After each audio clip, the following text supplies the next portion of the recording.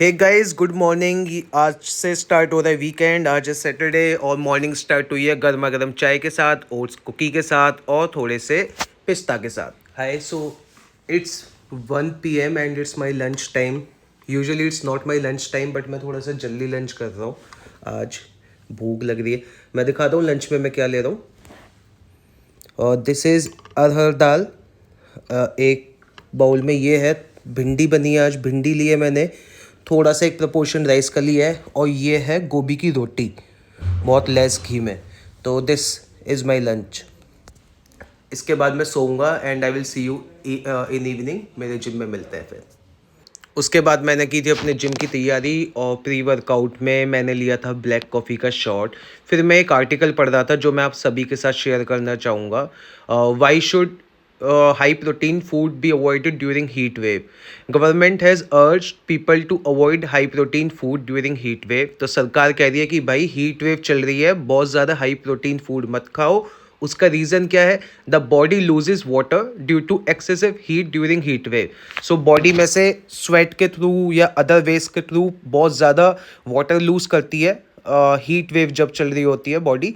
इसीलिए वो बोल रहे हैं कि digestion of high protein required additional hydration. तो जितना मतलब बॉडी बिल्डर्स लोग हाई प्रोटीन लेते हैं उसको डाइजेस्ट करने के लिए एडिशनल सोर्सेज ऑफ हाइड्रेशन चाहिए होता है, जो नॉर्मल हीट वेव में नहीं मिल पाता है। So it could potentially lead to dehydration.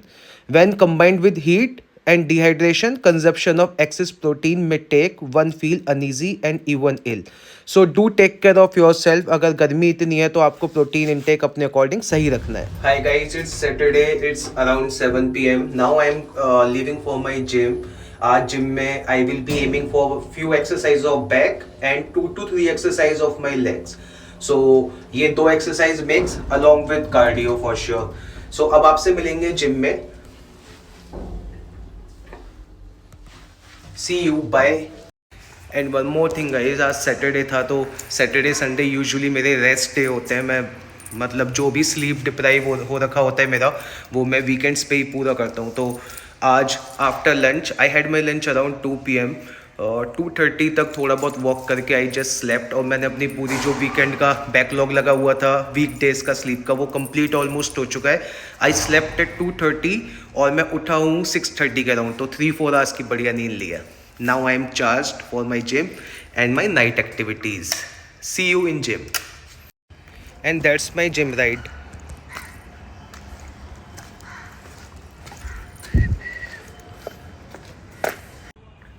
Bike से सिर्फ और सिर्फ 2 मिनट लगे थे जिम पहुंचने में। तो 2 मिनट के स्ट्रगल के बाद मैं पहुंच गया था अपने जिम।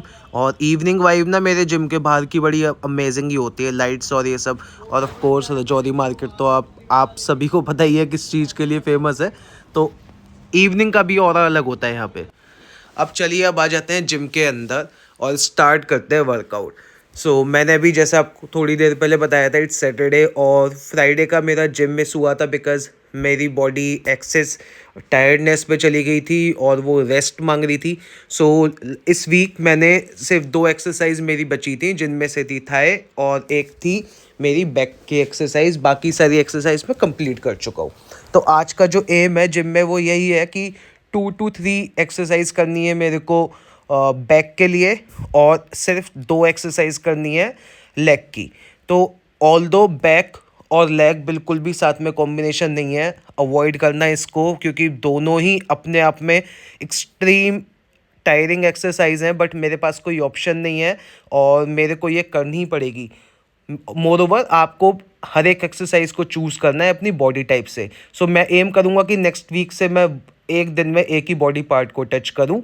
बट आज मेरी मजबूरी है, तो मेरे को ये 3 4 5 एक्सरसाइज जो भी हैं ये कंबाइंड करनी पड़ेंगी। बट मेरे को रेस्ट का टाइम मिल जाएगा। तो दोनों हैवी एक्सरसाइज हैं, नोइंग दैट मैंने थोड़ा सा वार्म अप आज का थोड़ा सा स्लाइट हायर रखा था, 10 मिनट्स तक रखा था। थोड़े से रेपिटेशंस इंक्रीज़ किए थे स्क्वाट्स में भी, पुशअप्स में भी, और जो भी मैं हैंड की, नेक की और लेग की एक्सरसाइज करता हूँ, ताकि मेरी बॉडी की जो भी मसल्स हैं, जो भी टिश्यूज़ हैं, वो थोड़ा सा वार्म अप हीट मोड पे आ जाए, ताकि जब मैं वेट लिफ्ट करूँ इसके बाद तो मेरे को ईजीनेस फील हो रेदर देन एनी टायर्डनेस इन माई टिश्यू। यही एम होता है। अब चलिए, अब आ जाते हैं सीधे यहाँ से बैक की एक्सरसाइज पे। ये बैक का ये एक्सरसाइज नंबर 1 है। इसको मैंने स्टार्ट किया था 12.5 किलो से। 12.5 किलो का डंबल ले रखा था मैंने, और इससे मैंने किए थे 10 to 12 रेपिटेशंस किए थे बैक के लिए। इसके मैंने 3 सेट किए थे। ये एक्सरसाइज नंबर 1 हो गई थी। इसका इस जब आप इस वाली एक्सरसाइज को करें तो हमेशा आपको ध्यान रखना है कि आपकी चेस्ट बाहर की साइड रहे, आपका नी पूरा बेंच पे आगे तक आए, और आपकी बैक एकदम स्ट्रेट रहनी चाहिए, और आपका हैंड भी स्ट्रेट रहना चाहिए। बैक अगर आपकी यहाँ पे बेंड हुई तो डेफिनेटली आपको अगले दिन बैक में पेन देखने को मिलेगा। तो आपको पोस्चर का बहुत बहुत बारीकी से ध्यान रखना है। ये है एक्सरसाइज नंबर 2। इसके भी 3 सेट किए थे, बहुत स्लो एंड स्टेडी किए थे। इसमें जो मैंने वेट यूज़ किया था, ये आपकी बाय द वे ये वाली एक्सरसाइज आपका जो वी शेप आती है उसमें बहुत हेल्पफुल होती है ये वाली एक्सरसाइज। तो आपको मैंने इसमें वेट लिया था 25 kg का वेट लगा हुआ था, और मेरे रेपिटेशंस भी इसमें 20 to 25 वेरी किए थे तीनों सेट में। तो ये मेरा फर्स्ट सेट था। इसको पुल करना था पहले, और इसको बहुत स्लोली ऊपर की तरफ छोड़ना लेके जाना था। तो इसके 3 सेट किए थे। सेट नंबर 1 कंप्लीट हो चुका है। अब आ जाते हैं बाकी के 2 सेट पे। बैक की एक्सरसाइज करते टाइम आपको 2-3 चीज़ों का और ध्यान रखना है। सिर्फ बैक की ही नहीं, आप सारी एक्सरसाइज करते टाइम अपने आप को बीच बीच में हाइड्रेट करते रहें। विंटर्स की बात अलग होती है कि स्वेट कम आता है, पानी भी लोग कम पीते हैं जिम में। बट बहुत लोगों का ना ये मिसकंसेप्शन होता है कि एक्सरसाइज के बीच में बहुत ज़्यादा पानी नहीं पीना है। ज़्यादा तो डेफिनेटली नहीं पीना है, बट आप हमेशा अपने पास एक बॉटल रखिए। आपको जैसे ही मतलब किसी भी एक्सरसाइज का सेट पूरा हो जाए तो 1-2 सेट के बाद 1-1 2-2 सिप लेते रहिए, ताकि आपकी बॉडी हाइड्रेटेड रहे और आप टायर्डनेस फील ना करें। ये बैक की लास्ट एक्सरसाइज है। इसमें भी मैंने वेट यूज़ किया था 25 kg, और बहुत स्लो एंड स्टेडी मैंने इसके भी 3 सेट किए थे। इसके बाद ये जब एक्सरसाइज कंप्लीट हो गई थी तो यहाँ से अब आ जाते हैं सीधे हम अपने थाई थाई वाले सेक्शन पे। ये मेरे लेग्स का वर्कआउट था, जिसमें मैंने सिर्फ 2 सेट किए थे। 2 एक्सरसाइज की थी विथ 3 सेट, तो टोटल 6 एक्सरसाइज हुई थी। ये अभी जो मैं फर्स्ट एक्सरसाइज लिए मैंने थाई की, ये है 25 किलो से, मतलब 25-25 ईच साइड, तो 55 किलो का ये सेटअप है। ये हालत ख़राब कर दी थी इसने। ऑल्दो मैं वेट इससे ज़्यादा लेता हूँ, बट मेरा थाई वाले सेक्शन में ऑलमोस्ट 2 वीक्स का ब्रेक हो चुका है, तो 2 वीक से कोई भी थाई की एक्सरसाइज नहीं की थी। दैट्स वाई आई चोज़ कि वेट थोड़ा सा 20-25 किलो ही रखेंगे, और एक्सरसाइज को लिमिटेड रखेंगे। बहुत ज़्यादा एनर्जी ले जाती है थाई की एक्सरसाइज, इसीलिए इसको सेपरेट किया जाता है। तो 3 एक्सरसाइज वो की थी थाई की, और 3 एक्सरसाइज ही ये की थी, मतलब एक्सरसाइज नंबर 2 के 3 सेट किए थे।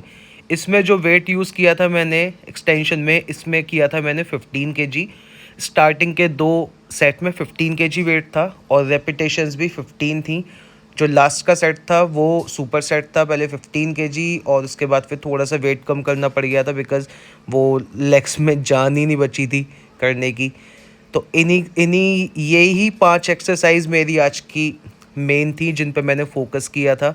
और मैं आपको थोड़ा सा गाइस टाइम ड्यूरेशन भी बताना चाहूँगा कि कितना टाइम लगता है ये सारी एक्सरसाइज करने में। अगर आप थाई का एक सेट मार रहे हो, लाइक यही एक्सरसाइज अगर आप कर रहे हो, तो आपको 8 to 9 मिनट्स का टाइम लगता है 3 सेट मारने में।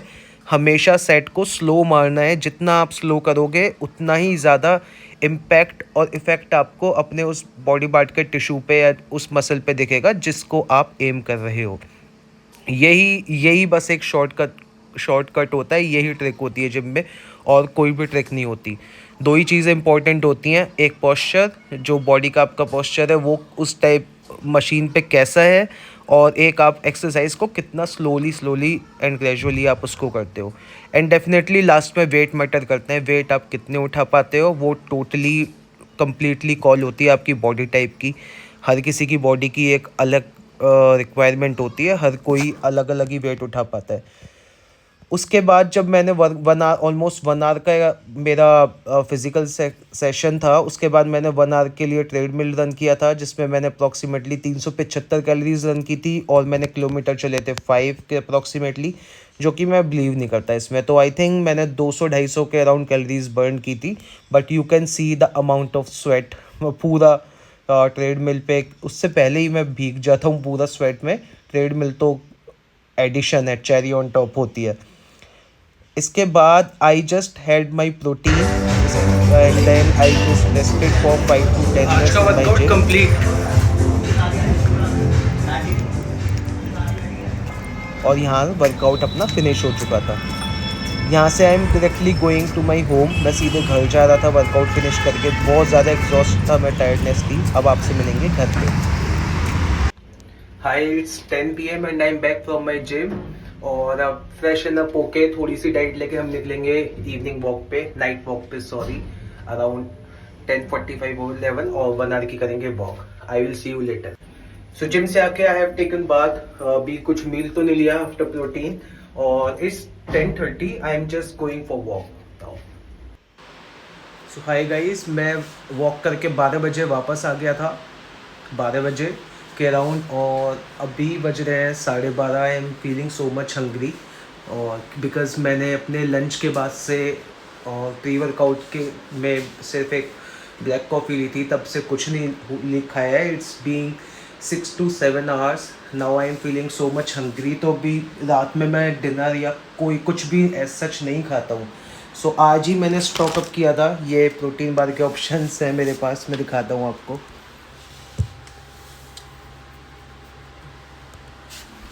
तो ये मैंने एक पैकेट मंगाया था जिसमें 6 प्रोटीन बार आई थी।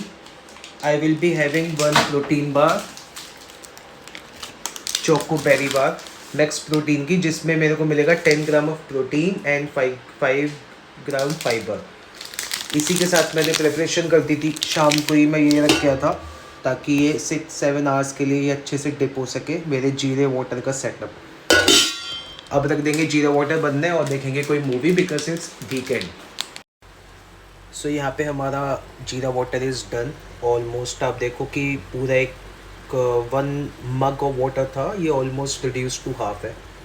सो इट्स डन। अब इसको छान लेंगे अपने ग्लास में।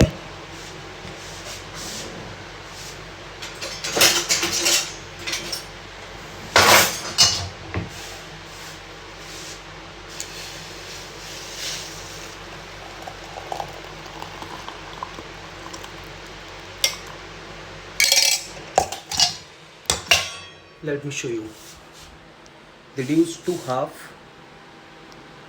और जब ये बिल्कुल एकदम नॉर्मल टेम्परेचर पे आ जाए अपने, जब बिल्कुल ठंडा हो जाए, ल्यूक से भी थोड़ा नीचे चला जाए, then you just sip it up. That's all for the day. आज का व्लॉग खत्म होता है इसी के साथ।